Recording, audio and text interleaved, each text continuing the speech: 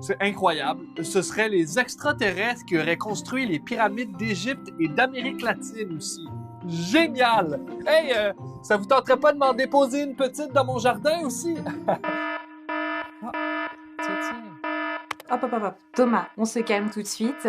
On dit beaucoup de bêtises sur les pyramides et sur l'Égypte.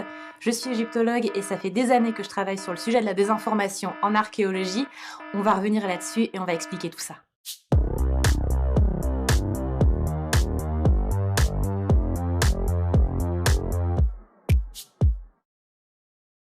Non, mais c'est vrai, à un moment donné, comment les Égyptiens ou les Incas ont pu construire des trucs pareils, hein, avec des pierres aussi lourdes? Je veux dire, ils n'avaient pas de grue ni de pelleteuse, alors que les extraterrestres, un petit transporteur gravitationnel, et voilà. Ces théories sur les autres civilisations se remettent à circuler à fond depuis les réseaux sociaux. Notre chercheuse du jour, égyptologue, a décidé d'ouvrir le dialogue pour contrer cette pseudo-archéologie. Alors, l'idée principale, c'est que ces pyramides, qui sont monumentales, incroyables, etc., eh bien, on ne les doit pas aux peuples locaux, elles seraient dues à des civilisations anciennes. Alors, ça peut être des extraterrestres ou tout simplement une civilisation ancienne type Atlantide qui aurait disparu par la suite. Une des techniques utilisées par les adeptes de ces théories, ce sont les documenteurs. C'est des films avec des effets spéciaux et de la musique à suspense, mais qui prouvent absolument rien. On parle par exemple d'un étrange morceau d'aluminium retrouvé dans des couches très anciennes du sol. Ah ah! Un doigt de robot extraterrestre sans doute. En réalité, aujourd'hui, on sait que c'est probablement l'élément d'une pelleteuse. Il y a une dent qui s'est décrochée, ça s'est forcément enfoncé dans une des couches qui avait été manipulée.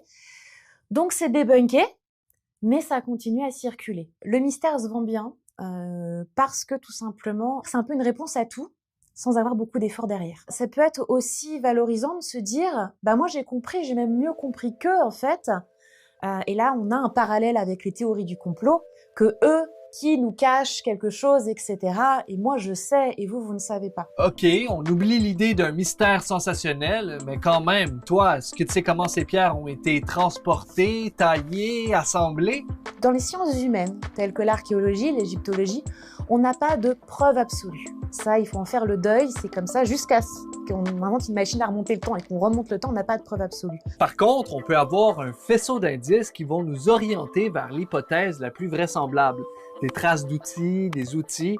En 2013, par exemple, des archéologues ont découvert les papyrus d'un inspecteur des carrières de pierre égyptien.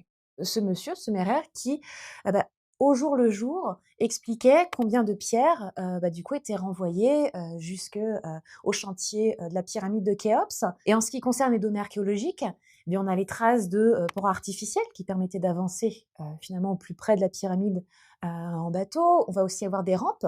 Donc aujourd'hui, je ne peux pas dire exactement point par point comment la grande pyramide de Khéops a été construite de A à Z, mais c'est là qu'il faut faire preuve d'esprit critique. Parmi toutes les hypothèses que j'ai, quelle est celle qui a le plus d'éléments qui me permettent de dire celle-là est plus valable qu'une autre? Ok, donc c'est pas parce qu'on sait pas tout que toutes les théories se valent. Désolé, E.T., tu fais pas le poids.